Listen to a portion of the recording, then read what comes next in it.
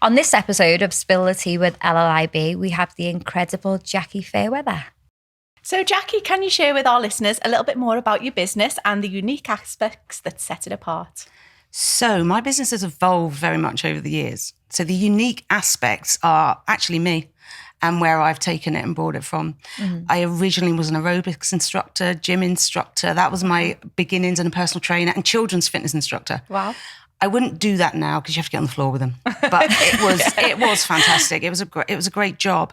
But unfortunately, I had a car accident which damaged my shoulder. Wow. Oh, wow. But I'd done a sports science degree within all of that. In fact, just after the accident, because when I went through the court case, they said to me, you won't be able to exercise again. You won't be able to have children. You won't be able to have a career because of the damage to my shoulder and the fact that I'd be on painkillers that would damage my insides. Wow. So I took that on board. I had a massive sulk for a year, proper sulk. Tried everything, kept finding different places. Actually ended up at an acupuncturist. So I sat with this acupuncturist and I sat down and he went, "Why are you here?" And I went, "Well, I've tried everything else." And he said, "Okay." He said, "So do you think I'm going to help?" "No, but I thought I'd better try it because I've tried everything else." But it was the most profound experience of my life because we sat there and halfway through it, he put his arm on me and he just kind of looked at me and I started laughing hysterically. It was really odd. And then he just put his hand again and I burst into tears. And all of this pain came out of me. And to be quite honest, was it about the accident? I don't think so. It was about my childhood. It was about my teenage years. It was about all the drama and trauma that happened there. But after that point, I just kept getting better and better and better. The pain didn't disappear straight away, but I felt better. And as I felt better, the pain lessened. So that kind of, and then I split up with my then husband, which wasn't a great relationship, to be honest. And then I'm a single mum. So on I carried. And then I went, I'm going to be an acupuncturist because that's what you do when you're trying to keep a house with a single mum. Yeah. And do you know what I'll do? I'll do another degree. Bring that on. That'll make life easy. Juggling all that. So I did that, qualified. And then I was like, I don't like where I live because 5-element acupuncture is much more than just, when you see it on TV, you often see people just lying down with needles in their back. And 5 elements is really about rapport, about understanding the person, about really getting to know them. I'd already done that in a way with the physical side. And interestingly, my original degree and everything else has stood me in such good stead because I've brought it all to what I'm doing right now, which is more than acupuncture. But I looked at my life and went, I can't walk my daughter to school. I live near the M25. I live near the airport. I wasn't living in air and breathing and being able to be who I wanted to be. So I was like, right, I need to do something. And I had a friend in Caldy in West Kirby. And so I came to visit them. And I was like, you live in an amazing place. This is incredible. And they went, move up. So I went, go on then. Okay. As you do. You know, when you're young, you just do stuff that you think, now I'd be like, move to the other end of the country. Let me spend 2 years thinking about this, about weighing up the pros and cons. Literally 6 months later. My only regret is Beth had started reception and she had really good friends and she'd been nursery reception. I pulled her out of that halfway through the year. I had no idea what impact that would have. Put her into a new school and she never really bonded and found friends. Yeah. And I carried that guilt with me because it was like, that was my big decision. Yeah. That's not cool. So I decided to move on my own and they were the only people I knew up here because that's what you do when you've got a 5-year-old and you've got to support her too. Yeah. I like to make it difficult. Yeah. So then I actually worked in a shop for a bit while I was trying to build my acupuncture up and then that developed. So off I trotted, merrily doing acupuncture. Then the menopause hit. I had a medical menopause because of endometriosis. Yeah. Wow. I had secondary infertility as well. And I kind of veered with acupuncture very much towards fertility, pregnancy, female health, hormonal health. So then as I veered towards the perimenopause and menopause, I was like, oh, this is not very nice. And endometriosis was very unpleasant. Anybody, if I said to somebody, do you have poo pain? Yeah. They get it. Yeah. It's incredibly painful and don't let anyone ever brush it off because it's awful. My friend's just had a hysterectomy because of her and she's, only 40 and she's suffered all her life with endometriosis and it's incredibly debilitating, isn't it? Incredibly. And you don't have to. No. The worst thing is everything the Western medicine push you towards doesn't actually get to the root cause, which is inflammation and diet and lifestyle.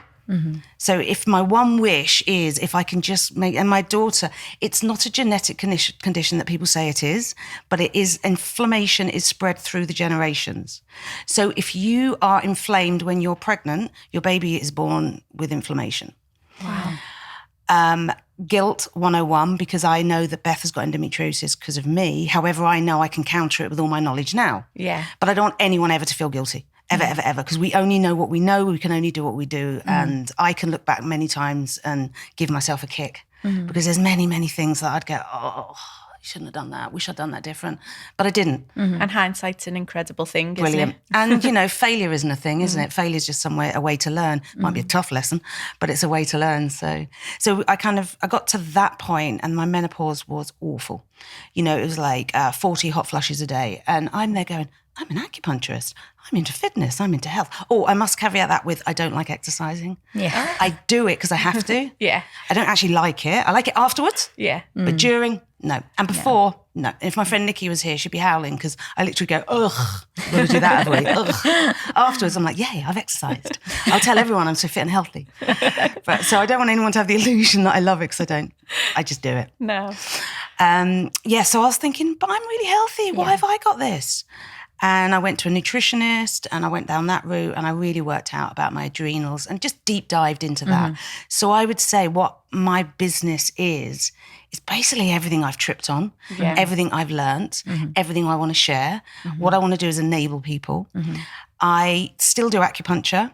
I work with a test-based nutrition company because they are the ones that found my omega-3 deficiency and fixed it and gave me all the advice. And the thing I like about them is it wasn't massive. Oh, well, you have to have this and we can add this on. It was, right, for you to do this, you need to do this.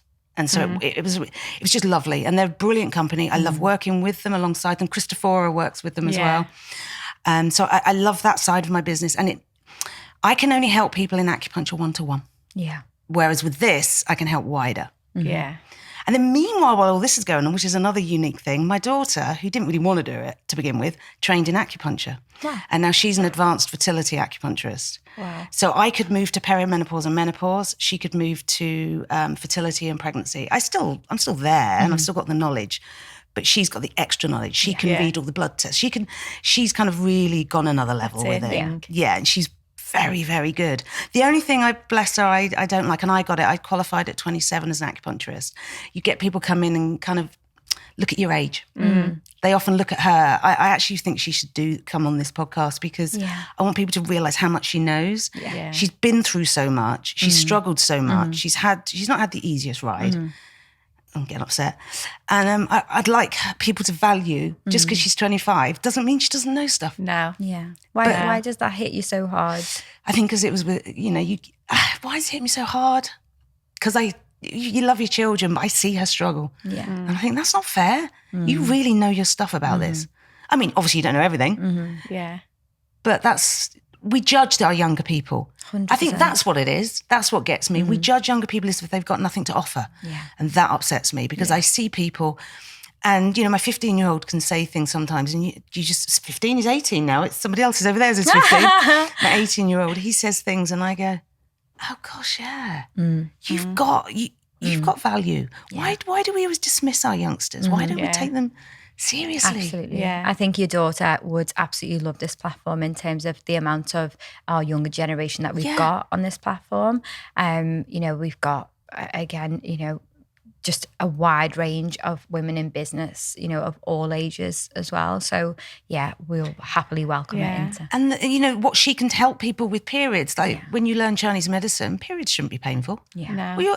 And what's happened in our Western world with Western pharmaceuticals and the Western way it is, don't get me wrong, if I'm run over by a car and my leg's hanging off, I want an ambulance. I want that.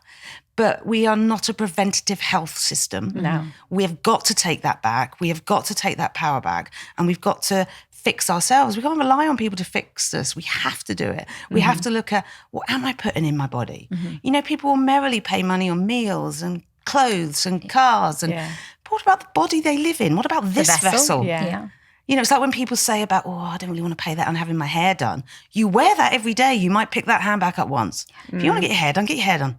Yeah. Feel good about yourself every morning. Yeah. Yeah. Do you know what I love the most about the podcast is the fact that so many women come on and their journey is born out of the struggles that they faced themselves. And I always say that your darkest moments can be the springboards for your biggest successes if you can let them.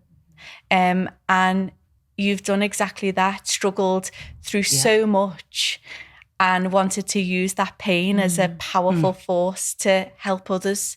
And there's so many women that sit on that couch who have done exactly the same thing. You know, no one else can go through this. You know, if I can help someone not go through this or make it easier for them, that's what the business has to be. It's like this inner power that I think women just have, this innate ability to see what's needed and go out there and try and create it.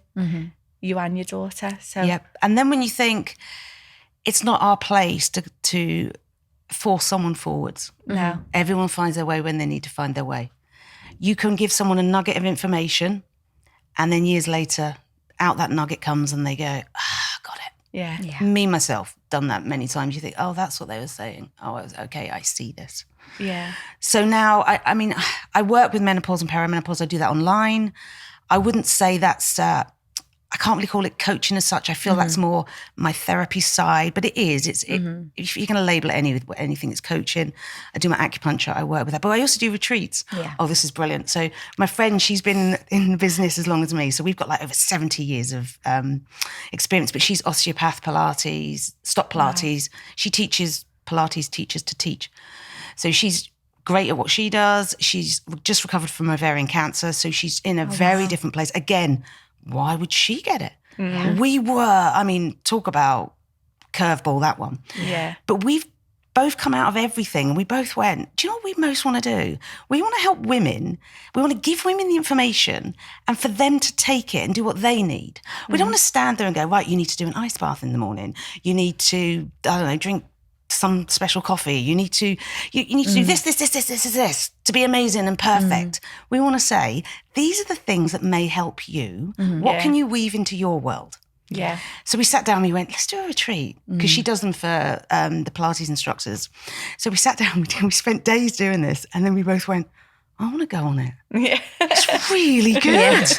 I want to be there because we're going to... people can find out about that on my website. But I looked at that and went, wouldn't that be lovely to spend that quality time with women? Yeah. And just go, this is what I've learned. This is what she's learned. And there's another lady doing it. But this is what we've learned. Please, if you can take something from it, brilliant. If you just come in here and want to relax, brilliant. Yeah. If you try one of the therapies, cranial osteopathy, acupuncture, aromatherapy, whatever we're offering, brilliant. So that's the other leg. I'd like to do that a couple of times a year to be a bit more intimate. Sounds incredible. And it sounds a lot like our marketing strategy as well in terms of how we're not sellers and we're not, we wouldn't say we're very good at selling.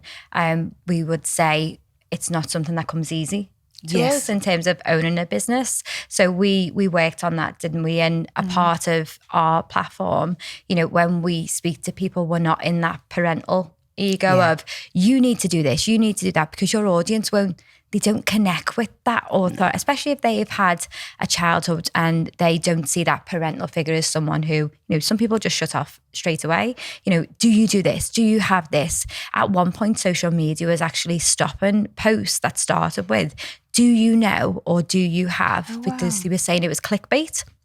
So you were trying to get people into it. So social media reduced the amount of posts that they will put out there with the questions at the start. They want people to build an audience and a community. With a community, you don't just fire questions at people, you have a conversation. So one of our things with Leading Ladies and Beautiful New Beginnings is to have a conversation. And you can never have a conversation when you're in the parental ego or the child. You've got to have that adult to adult, and it's, look, this is what we offer. We are here when and if you need. Here's the information. But we would never my worst thing, and honestly, is to click on something I really like and I want to buy, and I get pop-up after pop-up after pop-up after pop-up. Yeah. I'll click off and I'll go and do something else that I need to do. Having 3 pop-ups on your audience will massively appreciate. I know you want to do it that way because of you, but your audience will be really, appreciative of the way you're delivering that. Oh, thank you. Definitely. So talking about customer journey, what do you find most fulfilling about the work that you do with people then? So what is your, have you got a favorite thing to do? Have you got a customer or a client experience that you can share with us? What's most fulfilling? That's really tricky, because my favorite thing to do is when you see someone comes in and it could be a tiny change and you just know something you've said or something you've done or they've heard it. I mean, I don't want to own that, because that's not how you should own it. But just to know that you can make a difference and empower someone and make someone stronger and watch them grow and watch them get better, especially when they think they can't. Especially, people are so crushed down. It's just not fair. We shouldn't be crushed down. No. And, women, this is about women. Women can be the worst. Oh, we are. Women can be mean to each other. Oh, we are. And to ourselves. Yeah, why aren't we holding each other up? No wonder, it doesn't matter what we're doing. Why aren't we supporting and loving and enabling? Do you think that comes from a fear? They were fearful. I listened to a podcast the other day and it was the Manifest. It wasn't a podcast, sorry, it was a book called Manifest. And I can't think of the lady's name, but she's incredible. I've started following her on Instagram, and she actually said, you've got to, so for example, if a young woman is running down the street and she's looking all healthy, I'd drive past and be like, look at her getting up at 6 o'clock to do a jog. I'm going, look how healthy she is. Yeah, look how healthy she is as I'm driving past. And actually, it's about what that did to me and the trigger that did, and what is it that I'm looking at here that I'm missing in myself or that I want. It's the same on social media. When you see successful people, we used to see earn £10,000 a month, and we go, that's not true. Didn't want to swear then, but that's not true. And scroll past and think, and now it's like, okay, well done here. How amazing. Yes. What more do I want to learn about that experience, and what part of her journey would I like for myself as well? So it's just tapping into that and knowing that all of the emotions that you feel are absolutely okay. It's just getting to the core root of that and saying, the root of it. What is it about that I want for me and my journey? Remembering comparison is the death of joy. Yeah. Always. Mm-hmm. And it is that thing of looking at someone else and celebrating them as opposed to 100%. Going, I wish I had that. Yeah. Because if you celebrate their success, you're welcoming that into your life as well. So you're saying, that's amazing, that's what I want. Like, clap for her. And then you're telling the universe, so to speak, that's what you want as well. Like, that's what makes you happy. So if you're looking at other people's posts and other people's successes and going, that's not true, she's this, she's that, then you're putting out there that all of what she's got, you would not like to bring into yourself. That was just off one book. That's incredible. Wasn't that insightful? Yeah, you need to download that book. And it's about not sending out, I need. It's saying, I've got. Yeah, otherwise you're pulling in need. Yeah. All of that. And I also think it's constant learning. I think it's constantly waking up every day and going, okay, so what am I going to learn today? And understanding that and not beating yourself up. And so if you do go, she doesn't earn that, go, caught myself, did it again. Yeah. And then not doing it. But not going, then moving on to, I'm a terrible person. Yeah. I should have done this. I should have done that. I should have done that. It's like, we're just human beings learning. We're just human beings being and existing. This is our first try, isn't it, of this life? We're definitely. Being. We're human being. Let's be. And let's celebrate that. So if you could be remembered for one thing, what would that be? Well, if I was being serious... Aren't we always? I'd like to be remembered that I brought joy into people's lives. Yeah. If I'm being silly, I'd like to be remembered of the fact that if you ever go on my Instagram, I just find silly things funny. Yeah. I really do. You'd get on well with my husband. Honestly. I hear him giggling around the house. Dad jokes. I can make myself laugh for hours. Even dad jokes? Yeah. Honestly, and my daughter, don't know why, when she was pregnant, found me hilarious. Oh. Much more funny she finds me now. Now she's not so pregnant. But that would be, I think, bringing laughter and joy into people's lives. That's what I'd like to be remembered for. I love what a brilliant thing to be remembered for. What a great answer as well. So if you could spill the tea with anyone, who would you choose and why? Anyone at all? Right. So I saw that question and I immediately started thinking of not famous people, say, or someone like that. No, it can be any. Yeah. And it was really interesting. I've had a profound experience this weekend, and it was a treatment I had, and a memory of my nan came out. And I have to caveat this. So before Christmas, my friend's little boy died, unfortunately, and he was only one. And he was of ill health, but it was still very unexpected at that point. And I've been with her very much for the journey, not so much while he was poorly and stuff, but very much so since he's passed. And my nan's little boy, her firstborn, died when he was, I think, 4 or 5 months old. And it just poured back into me. And I remember on her deathbed, she looked at me and she said, "I'll be with Peter now." Oh. And it was really good because she lived to a good old age. I think she was about 88 when she was in there. And I had to get over the humour of that as well, because my little boy had run in, put a Spider-Man blanket on her, and the way it laid, her head was so her body was Spider-Man, and she just had this little old head. Oh, I love that. So I walked in, and then she tells me this profound thing, and I'm like, "But you look like Spider-Man." But find the joy in all moments. Find the joy.